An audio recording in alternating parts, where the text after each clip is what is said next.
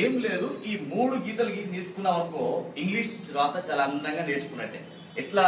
ఇగో టికటి కటి కటి కటి ఒక్కటి డమ్ డమ్ డమ్ డమ్ డమ్ ఒక్కటి అతి నారాయణ సీతారాం తప్పకుండా లెక్క పెడితే 31.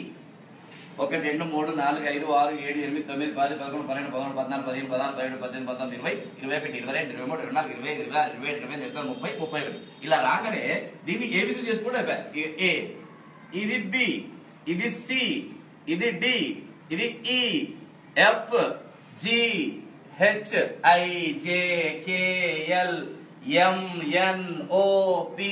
మారిపోతుంది రాత తొందరగా.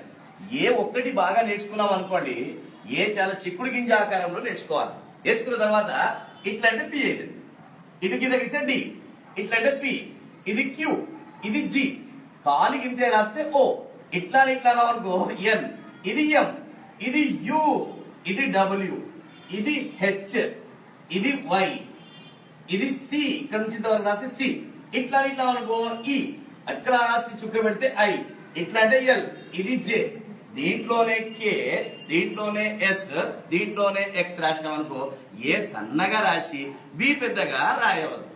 ఏ ఎంత రాస్తామో బి కూడా అంతే రాస్తే బాగుంటుంది. ఇది గుర్తుపెట్టుకోవాలి. పైన 7 1 2 3 4 5 6 7, కింద 6 1 2 3 4 5 6, పైన 7 కింద 6, మధ్యలో 21 1 2 3 4 5 6 7 8 9 10 11 12 13 14 15 16 17 18 19 20 21.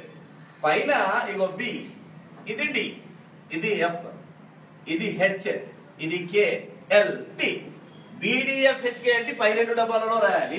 ఇగో G, J, P, Q, Y, Z, ఇవి కింది 2 డబ్బాలలో రాయాలి ఫోర్ములా కాపీలో. ఇక్కడ ఇగో A, C, E, I, M, N, O, R, S, U, V, W, X, ఇవి మధ్య డబ్బాలో రాయాలి ఫోర్ములా కాపీలో.